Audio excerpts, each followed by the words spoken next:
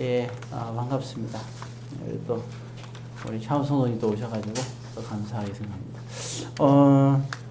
오늘 제목은 에스더에 대한 얘기인데요. 에스더의 믿음과 그리고 제가 미션이라 그랬죠. 사명에 관한 얘기를 오늘 주어진 말씀에서 합니다. 우리 서로 전우자우 간에 서로 성도의 교제가 있기 바랍니다. 주 안에서 사랑합니다. 인사하시기 바랍니다. 예. 일단 보면 우리가 이제 신앙생활을 초신자 때 이렇게 처음에 신앙생활 할 때는 잘 모르지만 벌써 이제 신앙생활이 이제 벌써 한 5년 이상, 3년에서 5년 정도 이렇게 이상 이제 접어들게 되면 이제 우리 그렇잖아요. 보면 우리가 처음에 이 세상에 태어났을 때 태어났을 때는 그저 우리가 하는 게 씩씩하게 울기만 하면 이제 행복한 거고, 또 먹을 것을 많이 먹고 요구할 때 이렇게 일단 일반 그 생리적인 현상들을 할 때 그때가 이제 부모에게 기쁨이 되는 거잖아요. 그리고 이제 크면 나중에 이제 기어다니고 걸어다니고 또 좀 더 크면 이제 학교도 다니고 코도 이제 흘리고, 코 흘리기라고 얘기를 하죠. 그러다가 점점 이제 자라면서 어느 정도 이제 우리가 이제 고등학생 이제 지나서 대학생이 딱 되게 되면 이제는 자기의 인생과 책임과 그리고 자기 어떤 그런 의지와 결단을 갖고 이제 살아가게 되죠. 그러면서 이제 자유함을 얻게 되고 거기에 따른 또 책임도 따르게 되겠죠. 신앙생활도 마찬가지입니다. 신앙생활도 이제 처음에 할 때는 먼저 우리가 신앙생활에 대해서 하나하나 이제 올바른 신앙생활에 대해서 이제 하나하나 익히면서, 그리고 또 마음껏 또 우리가 실수도 할 수 있고 또 그리고 또 유혹도 받기도 하고 그런 시간을 보내죠. 그렇지만 이제 어느덧 신앙이 이제 한 5년 이상 된 사람들은 이제 뭔가 내가 좀 하나님을 위해서 뭔가 좀 하면서 살아야겠다, 이제 그런 생각을 하게 돼요. 그래서 이제 하나님 위해서 살아가기 시작합니다. 자, 그런데 이제 그 한 10년 이상 신앙생활이 되게 되면 그때부터 이제 도전을 하게 되죠. 좀 더 하나님 앞에 이제 그 특별한 사랑을 받고 상급을 갖고 하나님과 아주 가까이에서 하는 삶을 살고 싶어 하게 되지 않겠어요? 예. 그래서 이제 기준이 뭐 20년, 30년 됐지만 일단 10년이라는 기준을 세웠어요. 꼭 그렇다는 건 아니에요. 어떤 사람들은 놀랍게도 신앙생활 한지 뭐 한 몇 개월 되지 않았는데도 그렇게 그런 마음의 감동과 또 욕심을 갖고 사도 바울처럼 예수님을 알고 나서 그렇게 사는 사람도 물론 있어요. 자, 어찌되었든 그리고 또 사도들은 3년이라는 세월이 지난 다음에 또 그렇게 헌신적으로 살아가는 모습을 또 볼 수가 있게 되겠죠. 자, 근데 이제 제가 드리고 싶은 말씀은 그러게 될 때 이제 신앙의 경계선이라는 거죠. 신앙의 경계선. 그러니까 우리가 갖고 있는 틀이잖아요. 이렇게 적어도 내가 갖고 있는 틀 안에서 내가 하나님을 섬기는 그런 우리의 어떤 경계선이 있어요. 타협이 되지 않는 부분들. 그렇지만 이제 우리가 좀 특별한 그래서 이걸 갖다 뭐라 하냐면 아까 거기 보면 제목이 믿음과 미션, 즉 사명이라 그러거든요. 그래서 그때부터 사명에 대한 생각을 하게 되는 거예요. 그래서 보게 되면 이 경계선에 도전을 받게 되는데, 언젠가 이 부분을 경계선을 갖고 신앙생활하는 사람들이 있고 이거를 깨뜨린 경우도 있어요. 그 중에 하나는 이제 자식에 관한 문제입니다. 자녀에 대해서 신앙생활 할 때 그 우리가 마태복음 6장 33절에 예수님께서 하신 말씀 기억나시죠? 너희는 먼저 하나님의 나라와 의를 구하라, 이렇게 말씀하셨어요. 자, 그래서 보게 되면 일단 경계선은 자식이 얼마나 사랑스러워요. 엘리 제사장도 사울왕도 하나님 앞에 신앙생활을, 그들은 특별한 사람들이에요. 그들에게 하나님께서 주신 미션이 있잖아요. 근데 그 미션이 있는데 그것을 이제 하나님이 주신 미션을 감당하죠. 자, 사울도 특별히 이제 왕으로서 또 엘리는 제사장으로서 그 일을 감당해야 되는데 욕심을 갖게 되죠. 그래서 자녀들에 대한 욕심을 갖게 되는 겁니다.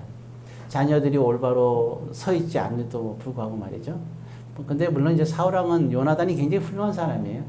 근데 왕이 자기가 욕심부려서 자녀를 망치하는 경우인데 그게 안타깝긴 하죠. 어쨌든 자식에 대한 그러한 경계선을 넘지 못하는 경우가 있어요. 하나님 믿는 믿음 안에서 자식에 대한 그러한 놓지 못하는 부분을 놓지 못하죠. 그리고 두 번째는 또 우리가 가장 이 세상에서 의지할 사람이 누구겠어요? 서로 남자와 여자 즉 부부가 아니겠어요? 가장 세상에서 그래도 하나님 말고 우리가 신뢰하며 의지하며 살아갈 사람은 부부밖에 없잖아요. 그러니까 우리가 신앙의 경계선에서 아무리 신앙생활 하더라도 남편이나 아내에게 해를 그러니까 유익하지 않은 상처를 주게 된다면 그러면 그 상처 주는 데 있어서는 상처까지 주면서 신앙생활 하려고 하진 않죠. 이런 경계선이 이렇게 있는 거예요. 근데 우리가 가만히 보면 욥기서에 보게 되면 욥은 이걸 뛰어넘어요. 욥을 이렇게 뛰어넘게 되고 그 다음에 또 우리 잘 아는 대로 아브라함도 마찬가지죠. 아브라함의 이삭도 마찬가지로 이러한 그러한 하나님에 대한 신앙에서 우리가 창세기 22장에 보게 되면 아들을 얼마나 사랑해요. 그토록 사랑하고 눈에 넣을 만큼 사랑하는데도 불구하고 하나님의 요구가 있을 때는 자기가 사랑하는 아들을 하나님께 드리는 하나님의 우선순위 신앙을 그 경계선을 넘어서는 모습이 보이겠죠. 그런데 이게 되게 중요한 부분이 있어요. 그리고 또 그리고 또 한 번은 또 보면은 자기가 가장 사랑했던 아내, 대부분 족장들은 아내를 2명이나 4명을 이렇게 같이 이제 4명 정도 아내를 이렇게 취하게 되는데 아브라함은 그 당시 그 시대에 살면서도 중동 쪽에 넘어서잖아요. 그쪽에 살면서도 그 문화가 그럼에도 불구하고 아브라함은 아내가 딱 1명이에요. 그 말은 뭐냐면 아내를 그만큼 사랑했다는 거예요. 그럼에도 불구하고 하나님의 사역을 위해서 아내를 갖다가 이렇게 포기하는 장면들이 나오죠. 2번이나. 그런 모습을 보면서 정말 이게 하나님에 대한 신앙에서 그런 자식이나 아내에 대해서 넘어서는 그러한 경계선을 넘어서는 신앙을 갖게 돼요. 그래서 아브라함은 그래서 우리가 뭐라 하냐 믿음의 조상이라고 얘기하는 거고 욥에 대해서는 동방향의 의인이라고까지 얘기를 하는 거예요. 그만한 이제 인정을 받는 정도가 되겠죠.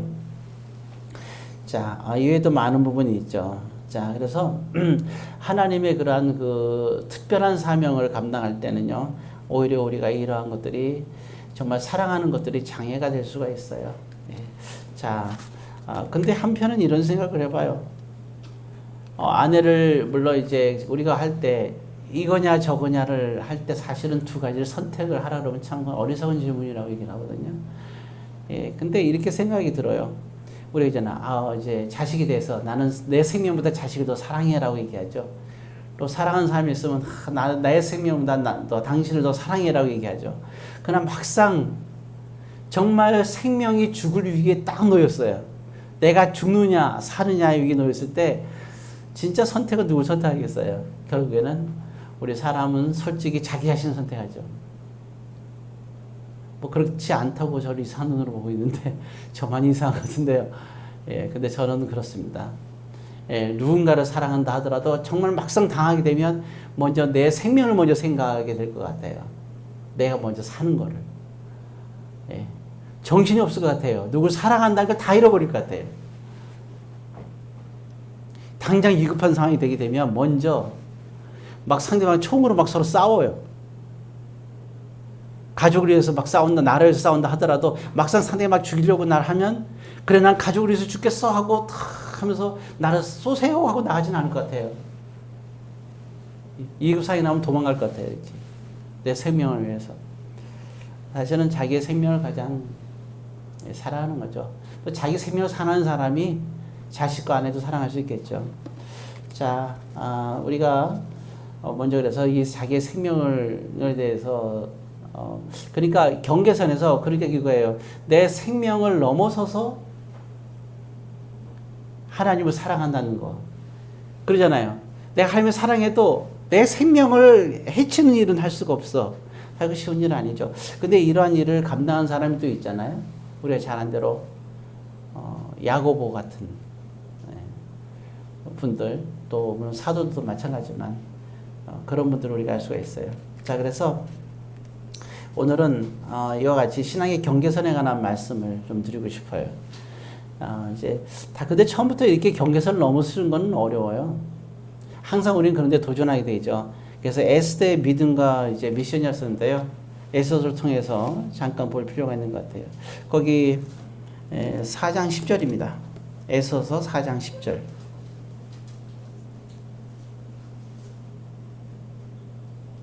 4장이 아닙니다. 죄송합니다.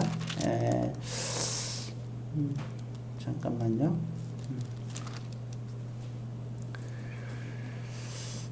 거기 이제 그 11절입니다. 에스더 4장 11절 같이 했습니다. 왕의 신하들과 왕의 각 지방 백성이 다 알거니와 남녀를 막론하고 부름을 받지 아니하고 안뜰에 들어가서 왕에게 나가면 오직 죽이는 법이요. 여기까지 읽겠습니다. 여기 이 바벨론 지역인데요. 여기는 어마어마한 나라입니다. 거기 이제 미국도 굉장히 큰 나라잖아요.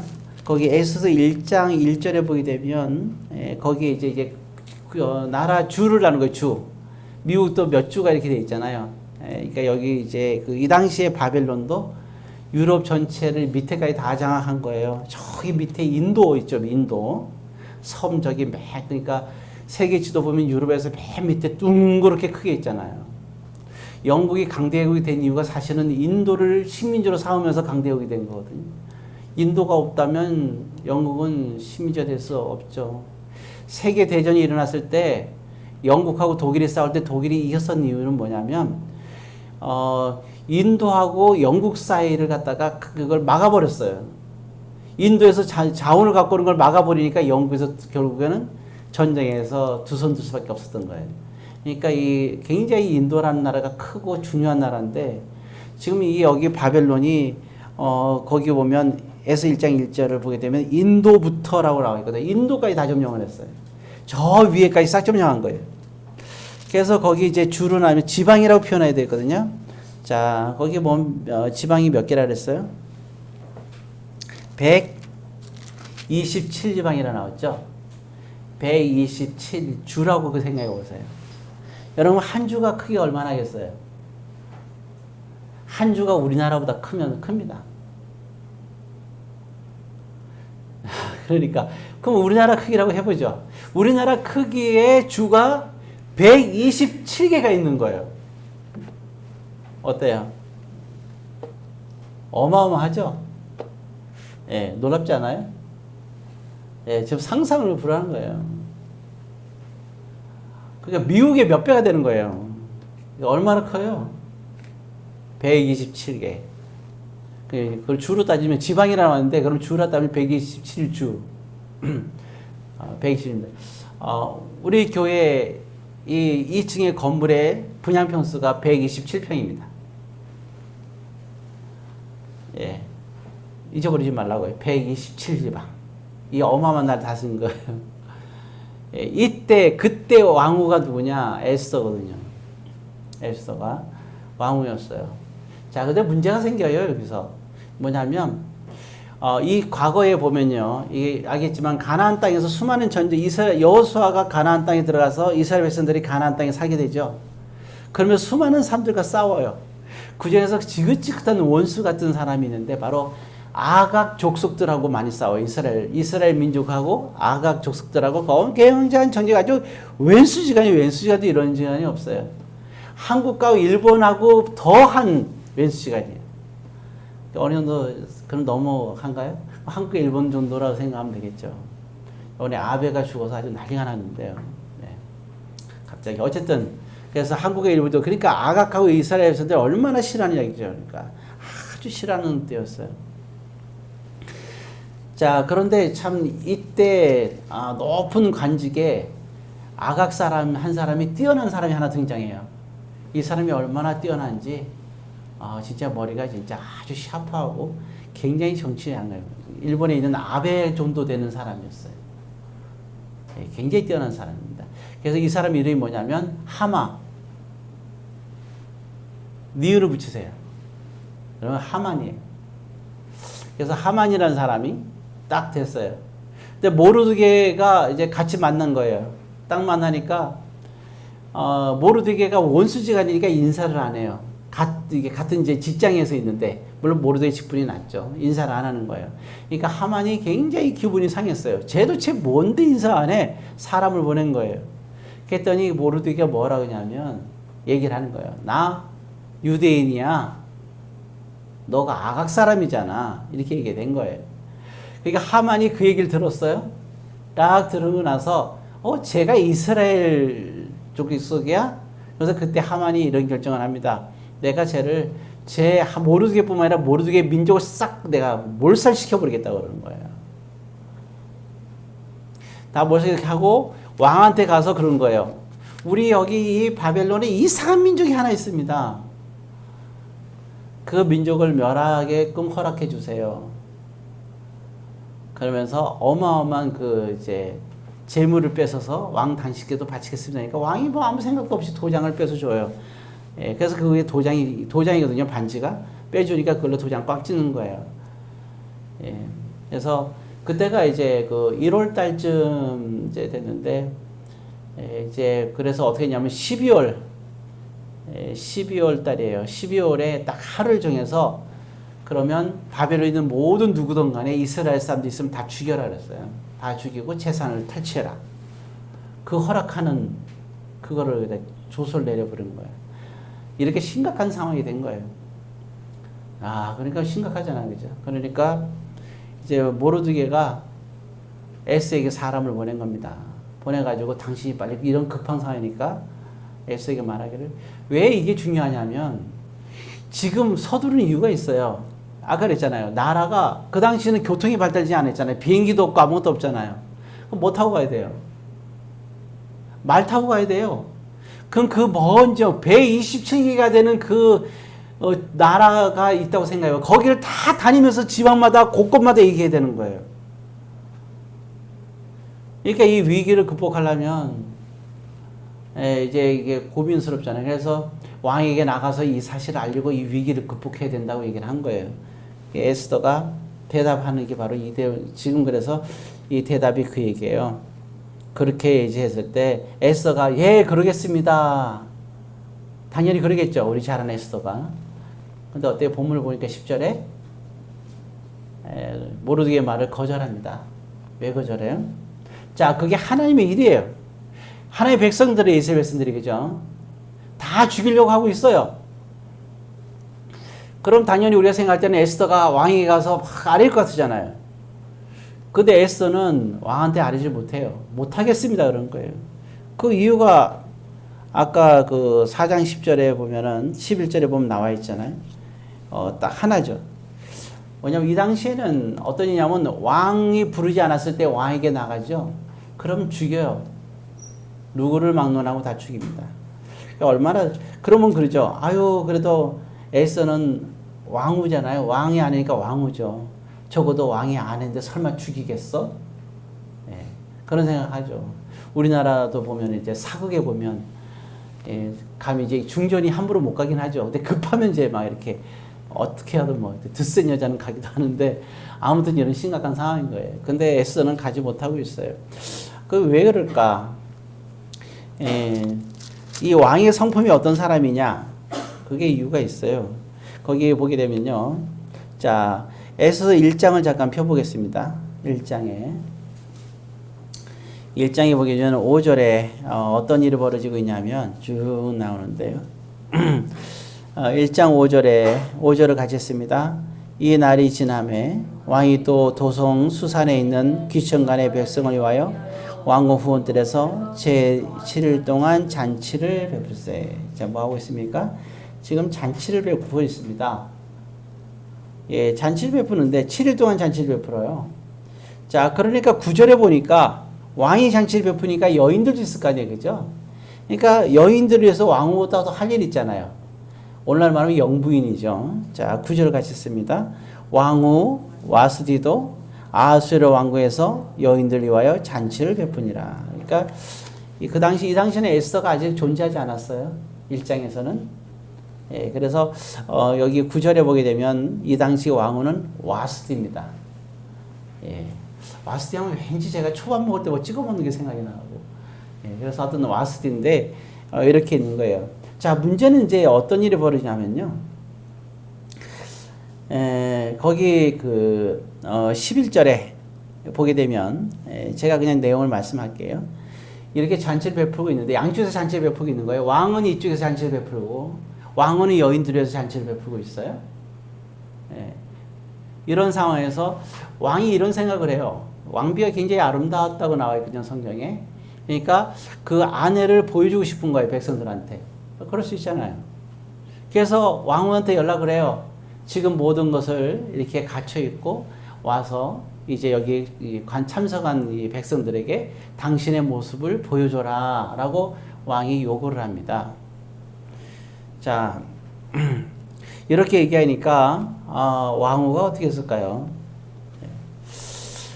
거기 11절에 끝에 보게 되면 이렇게 나왔어요.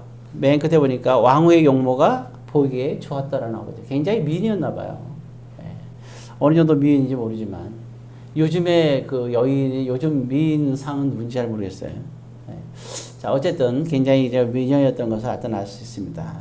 자, 이런 때 이제 12절에 보게 되면 자, 이때 와스디는 예 알겠습니다 하고 갔으면 아무 문제가 없어요. 근데 12절에 이렇게 나왔습니다. 12절 같이 했습니다. 그러나 왕후 와스디는 내시가 전하는 왕명을 따르기를 싫어하니 됐죠? 예, 어땠어요? 거절합니다.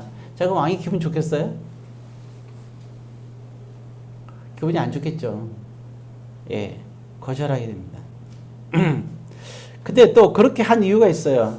11절 끝에 뭐라 했어요? 왕의 용모가 보기에 좋았더라. 그게 뭐냐? 설마 네가 나를 어떡할 거야? 라는 생각이 있었겠죠. 왜? 내가 이 정도로 아름다운데.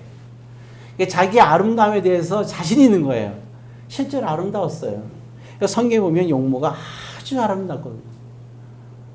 네. 여러분들은 어떠세요? 여러분들 자신들에 대해서 아름답고 생각합니까? 네. 네. 그래서 일단 그건 있죠. 또 사랑스러운 건 사실이에요. 하나님의 자녀들은 사랑스러운 건 사실이에요. 그죠? 네. 근데 여기 왕후는 자기 용모가 굉장히 자신감이 있었어요. 사람도 그렇게 얘기를 하니까. 자, 그런데 문제는 뭐냐? 그게 이제 화근이 된 거예요. 설마 왕이 어떻게 하겠냐? 나처럼 아름다운 여자를. 이런 자신감이 있었던 거죠. 자, 결국에는 어떻게 되냐면, 여기서 폐위를 당해요. 궁에서 쫓겨납니다. 완전히 폐위를 당해요. 이렇게 될 줄은 몰랐던 거죠. 근데 왕은 참 대단한 그런 사람이에요. 그죠? 근데 이제 여기서 이제 한 가지 이제 말씀드리면 와스디는 어떤 사람입니까? 이게 바로 뭐냐면 교만이라는 거예요. 우리 참 조심해야 될 게 그거예요. 내가 가장 잘하는 사람이에요. 자부심이 있어요. 근데 우리가 아무리 잘하는 게 그 잘한 것 때문에 우리가 자부심을 갖는 건 좋지만 선을 넘게 되게 되면 그건 교만이 되는 거거든요. 아무리 내가 아름답다 하더라도 그래도 왕이 부를 때는 왕으로서 당연히 가야 되는데 보통 왕은 부르면 가잖아요. 근데 내가 너무 아름다운 거야. 예. 결국 그 자신의 아름다운 것 때문에 이게 자만심과 교만 때문에 망하게 된 거죠. 우리가 보면 여러분들도 그런 것 같아요. 우리가 가장 장점이 있어요. 장점이 있을 때 겸손할 수 있어야 돼요. 우리의 가장 큰 장점, 나 아니면 누가 하겠어? 그러다 큰 거 다치는 거죠. 하나님은 교만한 자를 싫어합니다. 우리 잘 아시죠? 교만은 잠언서 16장 18절이잖아요. 패망의 선봉이라 했잖아요. 넘어짐의 앞잡이라 했어요. 그래서 우리가 교만하면 잘 나갈 때 겸손해야 돼요. 잘 나갈 때. 자, 어찌되었든 이제 이와 같은 면이 있는 거예요. 자, 제가 왜 이 와스디 얘기를 왜 하느냐? 에스더에게 지금 모르드게가 심각한 얘기를 하고 있잖아요. 나와 이스라엘 백성들이 다 죽게 생겼다는 거예요. 그런데도 에스더는 왕에게 못 나가겠다고 얘기했어요. 거절했어요. 그 거절한 이유가 여기 있는 거예요. 왕이 이런 사람이고 이런 사회예요. 나가면 죽어요.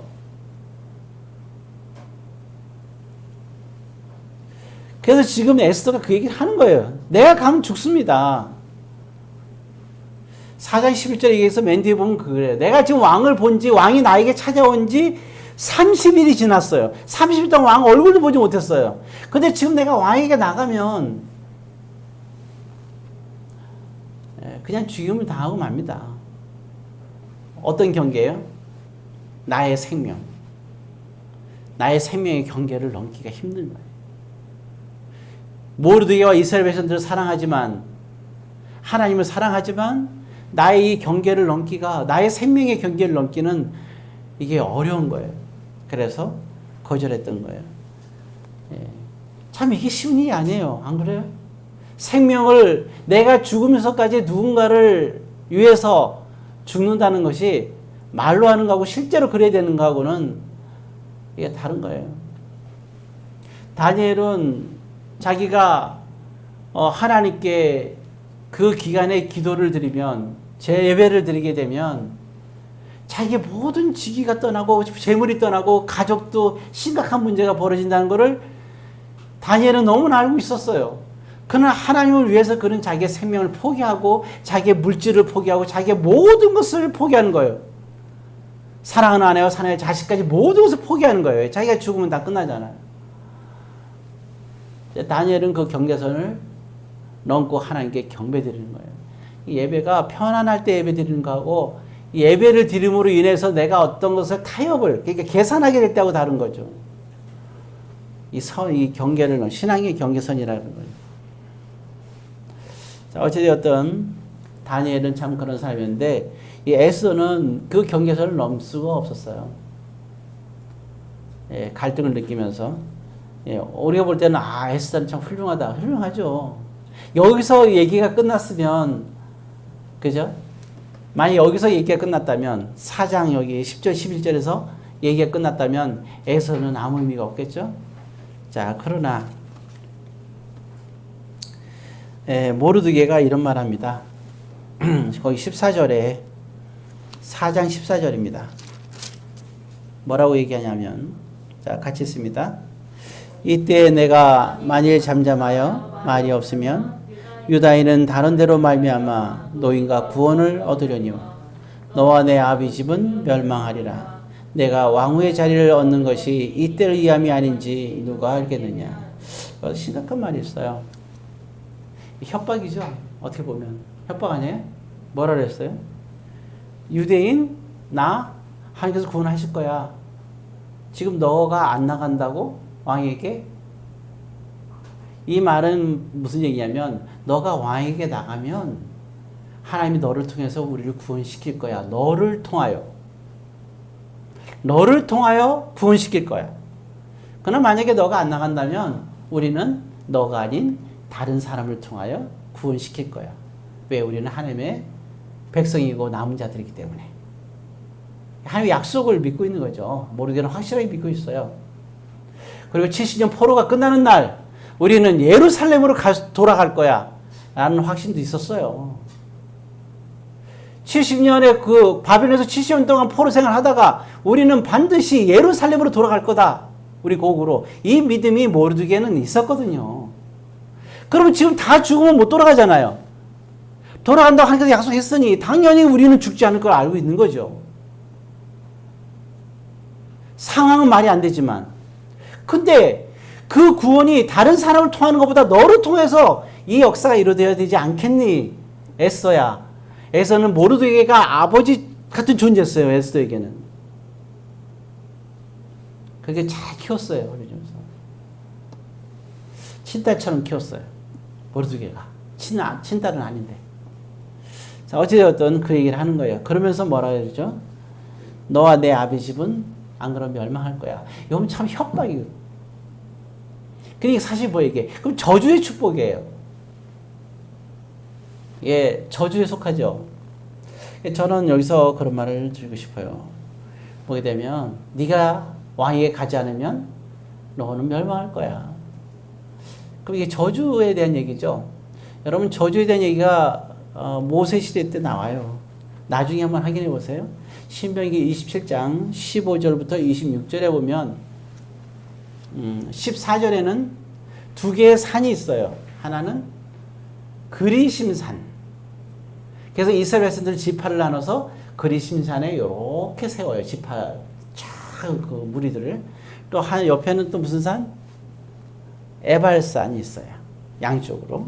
에발산에도 지파를 나눠서 거기다 사람들을 많이 세워요. 이렇게 세워요. 모세가 탁 세우는 거예요. 그러면서 얘기를 하는 거예요. 이러이러한 자는 이런 축복을 받고 이러한 자는 이런 축복을 받고 이런 얘기예요. 그리고 저주에 관한 얘기가 쫙 나오는데 그게 15절부터 26절까지 쫙 내용이 나와요. 나중에 한번 보겠지만 그러면 이러이러한 자는 저주를 받고 저주를 받고. 근데 재밌는 게 뭔지 아세요? 축복을 받고 하면 아멘 했겠어 안 했겠어요? 이스라엘 백성들이. 여러분 축복합니다 하면 아멘 안 해요? 아멘 하죠. 축복받겠고 하고 아멘 해요. 근데 15절부터 26절 나중에 꼭 보세요. 그거 뭐라는 줄 알아요? 이러이러한 자는 저주를 받겠고 하면 이스라엘 백성들이 아멘 했을까 안 했을까요? 아멘 했어요. 계속 나면 계속 아멘을 해요. 제가 드리고 싶은 얘기는 우리는 축복과 저주 속에서 사는 게 신앙인이 아니라 하나님의 은혜 가운데 사는 것이 그게 신앙인이에요. 다시 말해서 뭐냐면요. 하나님께서 축복을 해도 그건 하나님의 은혜예요. 하나님이 주신 거니까. 그리고 만약에 하나님께 우리가 저주를 해도 그것도 하나님의 은혜인 거예요. 그래서 여러분 때로는 우리가 어떤 저주스러운 말을 쓴다 하더라도 그게 나쁜 게 아니에요. 이렇게 하면 저주구나 하는 걸 안는 것도 우리가 그것도 감사한 거예요. 십계명도 그렇잖아요. 살인하지 마라. 그럼 살인하지 말라는 거잖아요. 그럼 살인하면 뭘 받는다는 거예요? 저주 받는다는 거잖아요. 그럼 아멘 해야죠. 또 부모를 공경해라. 그 공경하면 어떻게 된다는 거예요? 축복을 받는다는 거잖아요. 그럼 아멘 하는 거잖아요. 십계명에서도 뭐뭐 하라. 그렇게 하면 축복이고 하지 마라. 그걸 하지 말라 하는 걸 하면 저주가 되는 거 아니에요. 그러니까 여러분 십계명 전체가 다 축복, 이게 하나님의 은혜지 어떤 건 은혜고 어떤 건 은혜가 아닌가요? 아닙니다. 다 은혜예요. 안식을 그렇게 지켜라. 지켰어요. 그럼 축복받는 거잖아요. 그래서 우리가 축복이든 저주든 은혜인 거예요. 모르드게가 에스더에게 너가 그렇게 하지 않으면 멸망할 거야. 아멘 안 해요? 예, 저주해도 다 아멘 하죠. 에스더는 아멘 했어요. 성경 말씀은 교훈과 뭐가 있어요? 책망이 있다 그랬어요. 그럼 말씀을 들으면서 어떤 말씀이 나에게 교훈하면 아멘하고 나를 책망해. 난 이렇게 안 살았었는데 그렇게 책망을 해. 그러면 왜 날 책망하지? 라고 생각하면 안 되잖아요. 책망하는 것도 뭐예요? 이게 은혜예요.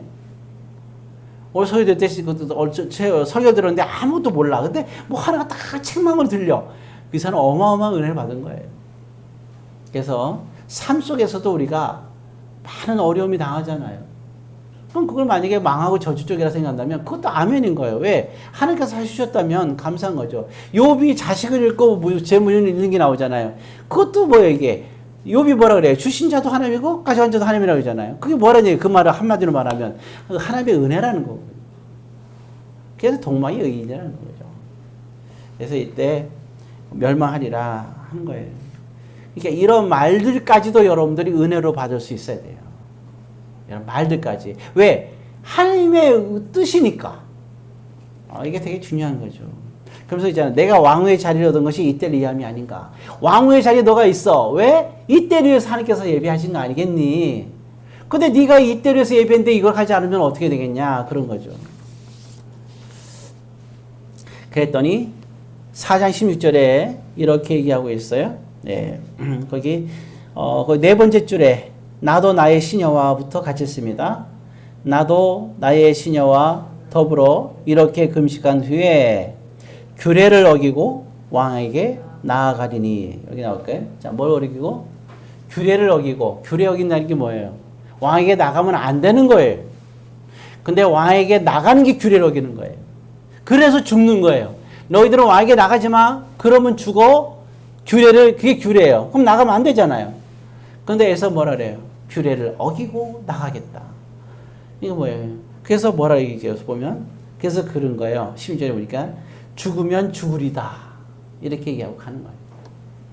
자, 이렇게. 그래서 S의 결단이죠. 이때 S의 결단은 누구를 위한 결단일까요? 처음에 생명을 위해서 안 나가겠다는 건 누구를 위한 거예요?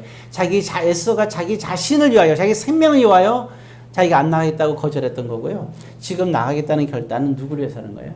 하나님을 위해서. 그리고 이스라엘을 위해서 그는 결단하게 되는 것이죠. 자, 이제 말씀의 결론을 맺습니다. 오늘 여기 앉아있는 여러분 개개인 누군가에게도 분명한 것은 하나님의 미션은 계속된다는 사실을 기억하시기 바랍니다. 그리고 이 미션은 거창한 게 아니에요. 작은 주어진 일이 여러분들에게 있어요. 그 어쩌면 여러분들이 오늘 주일 예배를 드리잖아요. 그것이 여러분들이 주어진 어떤 작은 일일 수도 있어요. 근데 그 작은 일은 결코 작은 일이 아니에요. 하나님 보실 때는 최상의 일입니다. 그래서 여러분들에게 주어진 작은 일들에 대해서, 여러분들이 할 수 있는 일들에 대해서, 거기에 대해서 최선을 다하는 성도가 되시길 바랍니다. 십계명에서 주의를 지키는 게 나오잖아요. 주의를 지키는 것이 십계명에서 정확하게 1, 2, 3, 4 네 번째에 들어가 있어요. 주일 예배를 드린 것이 이렇게 중요한 거예요. 그래서 이것이 바로 뭐냐면 저와 여러분들의 미션이에요. 주일 예배 드리는 것이 어떤 사람이 쉬울 수 있어요. 그러나 어떤 사람에게는 굉장히 힘든 일일 수도 있는 거예요. 그게 여러분들에게 주어진 미션인 거예요. 그것이 바로 오늘 다 와서 주일 예배를 드렸죠. 여러분들은 S의 신앙과 미션을 잘 감당하셨던 겁니다. 기도하겠습니다.